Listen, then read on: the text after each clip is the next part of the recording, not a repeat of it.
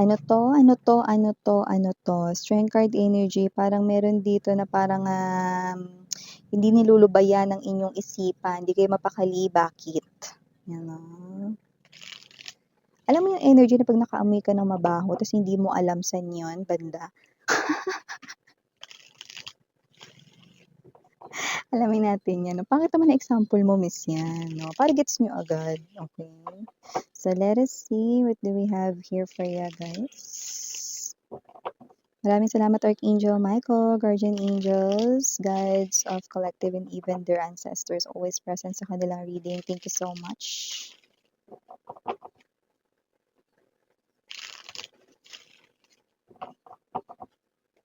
Huwag na kayong magulat, mga example natin dito out of this world.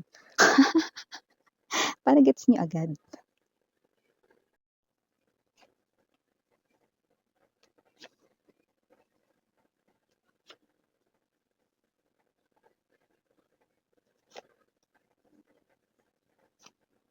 Ay, anyari? Ang ganda ng simula rito mga babes 'no, parang energy ang taas na tapos biglang sumemplang, okay. You are connecting with the King of Swords energy. Mamaya sabihin ko sa inyo kung ano 'yan, Center ng reading, Knight of Cups. Ikaw, when it comes to love 'no, you always give your all. Meaning to say 'no, when you are in love talagang tangay ka talaga ng emotions and feelings mo 'no. You are someone here na naki-carried away ka sa iyong emotions and feelings and kapagka parang feeling mo, naiispatan mo 'no, na gusto mo yung isang person, you continue to make time to reply, to response 'no, at naggi-give ka ng time for that person, naglalaan ka 'no. So, parang ito ka, naabangers ka sa mga chat, text, or phone calls niya sa'yo, 'yan. This is a new person here 'no. With the King of Swords energy, may energy siya rito na okey naman ta's bakit siya parang biglang nawala. Parang magic 'no, parang nawala siya rito, nag-ano ba siya rito, teleport o ano? Pero may energy rito na itong tao na 'to ay nakakausap mo ng madalas online 'no, tapos parang lately, sinabi niya 'no na hindi siya nakakapag-reply kasi busy siya, 'yan ang sinasabi niya rito, may mga iba raw siyang inaasikaso with the Ten of Wands energy. Pero parang feeling mo, parang ayaw ka na niyang replyan, 'yan 'no. Parang may energy rito nagpapahiwatig na unti-unti na ritong humihina ang koneksyon ninyo kahit ang lakas ng wifi mo. Pero huwag kang mag-alala, lumbas dito kung bakit siya, okey? Just take only what resonates 'no, maaaring hindi mo ito specific situation kaya nga pick up lang yung mga mensahe na kumo-connect para sa'yo, okey? Pero eto magandang balita dito. Bottom of the deck, Justice energy, Ace of Cups, and the Judgment, yun, okey? Meron bang kausap diyan? 'Yan, meron ba kayong bagong nakilala diyan? Puwedeng sa online niyo nakilala or kahit hindi, basta madalas mo 'tong kinakausap or nagcha-chat kayong dalawa dito 'no, parang nakuwento mo na rito yung buong buhay mo sa kanya kahit na mga ilang araw pa lang kayo nag-uusap. Open book. So, nakita natin dito 'no, na marami ka na ritong nasabi sa kanya, na puwedeng nakuwento mo na rito saan ka rito 'no, nag-aral 'no, okey, nakuwento mo na alam mo sa mababang paaralan ng ano ko nag-aral dati ano. Ang dami mo ng nasabi tapos biglang boom! Itong tao na 'to na kausap mo rito 'no, halos magdamagan na puyat ka 'no, pero kahit puyat ka 'no, masaya kang gumigising 'no, at hindi ka inaantok-antok pagpapasok ka sa work mo 'no, dahil inspired ka, 'yan 'no. Parang para sa'yo okey lang kahit konti yung tulog mo basta masaya ka. Tapos nasabi mo na sa kanya lahat, nakuwento mo na lahat, kayo magkakapatid 'no, or pati yung buhay mo dito 'no, yung mga pinagdaanan mo nakuwento mo, ta's bigla siyang nawala, ano 'to parang humihina yung signal, pero hindi 'to tungkol sa network, it's not about the Wi-Fi, walang load, mobile data, walang gano'n 'no. Nung sinabi niya, wala tayo ritong specific na ano, kanya-kanya kayo ng sitwasyon dito, pero may sinabi siya rito na parang, "May aasikasuhin lang ako o kaya magiging busy ako, hindi mo na ako magre-reply ng ganito, ganyan, or sana maintindihan mo hindi mo na ako makakapag-reply," 'no. Parang lumalabas ngayon na excuse niya na lang 'yun para maka-eskapo, 'yan 'no, paano eskapo, miss 'yan? Para alam mo yun, yung gumagamit ng mga nice words para hindi nila masabi sa'yo na ito na yung huli nating pag-uusap hindi na kita re-replyan pero tinatago yun 'no, sa katauhan ng salitang busy. Busy pero online, naka-green yung ano, bilog, 'di ba? So, whatever the case may be, may mga tao kasi na busy, naka-on lang yung kanilang, online 'no, kumbaga naka-on lang yun pero totoong busy talaga. Pero dito kasi nakita ko dahil king of swords siya rito ta's etong mga nakapaligid dito, okey, na mga energies dito, yung busy ay ginagamit niya lamang na excuse, pero hindi talaga siya rito busy. Tama ka rito 'no, sa iyong, iniisip 'no, na ayaw niya ng makipag-usap rito sa'yo, 'yan. Anong nangyari dun, parang nahihiwagaan ka 'no? Nung una nag-aalala ka rito, ano ba 'tong aayusin daw niya, busy, mga ganyan 'no? Bakit parang hindi na siya nagre-reply, madalang na siya mag-reply o kaya paikli ng paikli rito 'no, kumbaga sa walkie-talkie choppy na siya. Wala ng baterya yung walkie-talkie.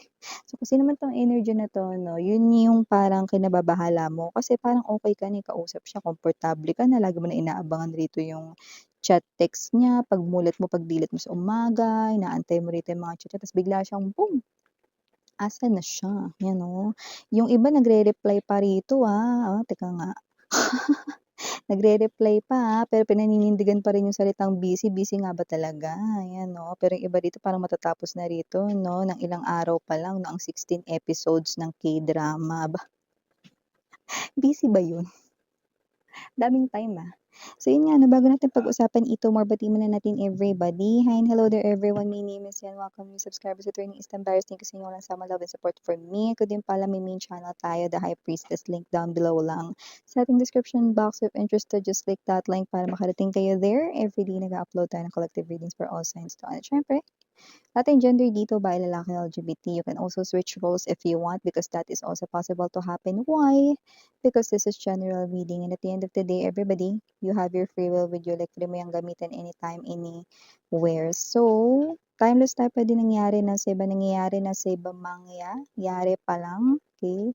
And dito nakikita ko that whoever this energy is, no, parang pinapa-fall or pinapaasa niya lang kayo rito, no, pinaghihintay 'no. Medyo coward ang isang ito 'no, hindi ko alam kung siya ba ay parang, papansin lang talaga o papol? Kasi dito ba't hindi niya nalang sabihin 'no, sinusubukan niya pa maging nice sa'yo, pero pinag-aantay ka niya rito, ano, busy lang daw siya, asikasuhin niya lang daw 'to 'no. Hindi hindi niya alam nag-i-invest ka na rito 'no, ng feelings para sa kanya. Pero linawin ko na sa inyo, tigil niyo na 'yan 'no, kasi tama rito yung nararamdaman mo 'no.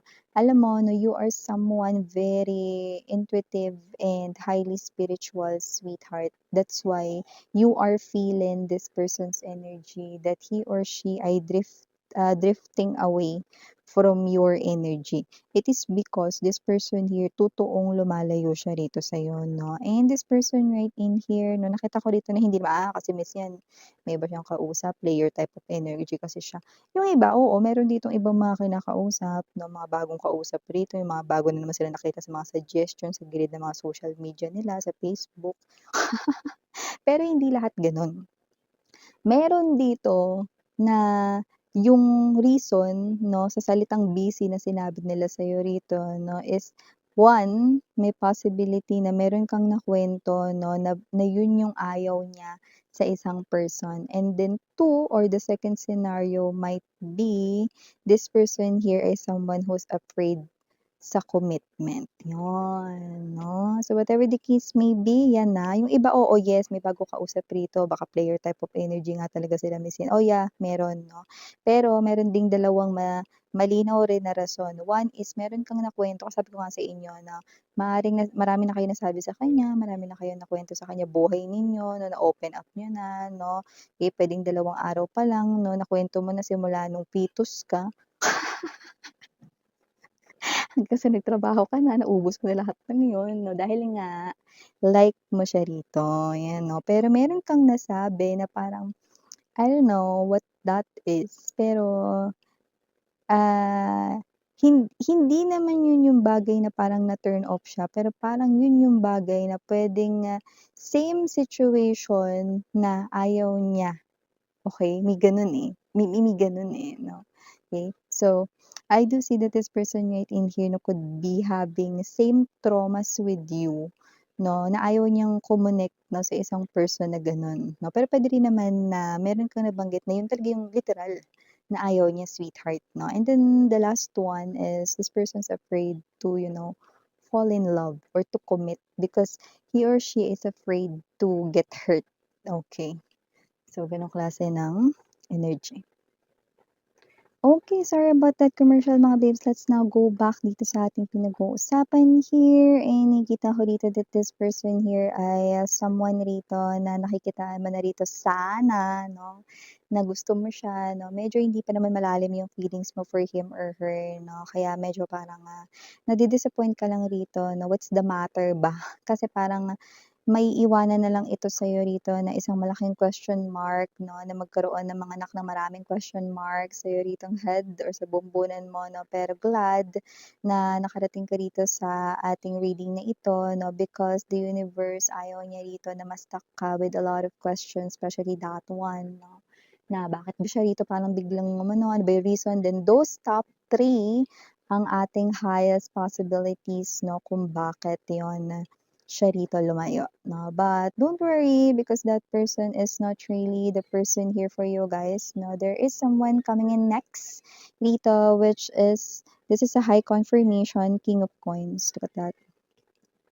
This person could be someone here na same age as you, okay, but very mature. Possible rin dito marami na siyang experiences at parang earlier sa life ay parang mas naging successful siya dito ng mas maaga, ganong klase ng energy, no? So, pwedeng may energy siya rito na nag-accelerate siya rito, no? Pwedeng may ganon na pace sa life niya. Siguro nung nag-aaral siya rito 'no, kunyari grade 2 siya pero nag-took siya ng exam 'no, pang grade 5 na 'no, yung knowledge niya. So, may gano'n. So, same age siya rito pero kapagka nakilala mo siya 'no, this person here ay nandodo'n na siya sa stage na meron na siyang ipon, meron na siya ditong napundar, maaaring may na-purchase na siya rito na property, could be building, mga ganyan, or maybe this person here could be someone na entrepreneur, business owner, tapos mataas pa yung rank niya or maganda yung katungkulan niya sa kanyang trabaho. No, this person here is same age as you or hindi masyado nagkakalayo yung inyong edad, no, mga ganun yung energy rito. But age doesn't matter. I'm just telling this because very significant yung mga experiences ng taong ito sa life and very matured rin siya rito. Okay? This new person will be next na mamimit mo. And this new person is the person na nakikita ko mag-reciprocate at hindi dito na mawawala. He or she will not play games, mind tricks with you. Walang ganun. This person also is not someone here who is not afraid to fall in love because he or she is actually actively looking for partner. Yes. And this person right in here is someone rito no, na hindi rito yung energy na naglo-look back sa past. So, wala rito nagho-hold back sa kanya rito na any past traumatic experiences, no? Opso, wala. Okay? So, I do see that whoever this energy is, this person is really the one you are meant to meet. The one who is really talagang fated na connection here with you guys. Justice energy, no, is an energy here. Now, look at how tignan mo 'no, maganda dito yung flow kasi justice and judgment here 'no, ay lumabas 'no, Ace of Cups. So definitely this is orchestrated by the divine, kaya nga binanggit ko na this is fated. Ace of Cups is an energy right in here of a new person, brand new individual, but with this judgment and the justice 'no, you could had met each other already 'no, your souls already met in your past lives. Definitely or absolutely, now we're talking about souls na na-encounter nyo na yung each other souls in your past lives with S. Ibig sabihin na marami ng past lives dito na nakasama mo itong person na ito. See? 'Di ba? So, hayaan niyo na 'yan, pabayaan niyo na, 'wag niyo na hintayin 'yan 'no, sayang lang paano yun minsan napuyat na ako, napuyat na kayo tapos na yun, eh. Magbawi na lang kayo ng tulog, 'yan oh. Maglagay kayo ng pipino sa mata ninyo, 'yan oh. Hayaan niyo na 'yun, let go niyo na 'yang isa na 'yan kasi nakikita ko rito 'no, magkakaroon na kayo ng conflicts diyan at saka ang ending din maghihiwalay kayo nun. Bakit? Kasi hindi naman 'yun yung para sa inyo, ito para sa inyo, 'yan oh. Hindi kayo mase-stress diyan, 'yan oh. Para kayong nakainom ng marami ritong collagen. 'Pag naging ano niyo na 'yan, ka-connect niyo na 'yan, okay? So, initials, we have here capital letter E, capital letter P, capital letter M, capital letter S, capital letter J, capital letter R, or someone's name could be Junior or baka naman kasi Junior siya sa pamilya nila, just take only what resonates, okay? Or someone's nickname JR, okay? We also have here capital letter D, capital letter E, capital letter I don't know if that's O or zero. Just take only what resonates. But definitely, if it's spiritual number zero, this is the start of something new, diba? For you guys. Actually, for the both of you. This person's actively looking for a partner, and that partner ay pointing to you. See? O, doon na tayo sa ating small letters. We have U, A, T, and last but not the least, why this person could be someone from overseas or galing siya do'n or maybe traveler lang, mahilig mag-travel, okay? Pero yung iba might be literal na, from New York 'no or nakapag-travel na siya there, just take only what resonates. So, here are all the messages na iwan ko sa inyo mga babes. Again, I'm Yuriana, only for the girls, Hana Donna for the boys. Sarang hayo, love and light, Idra. Annyeong.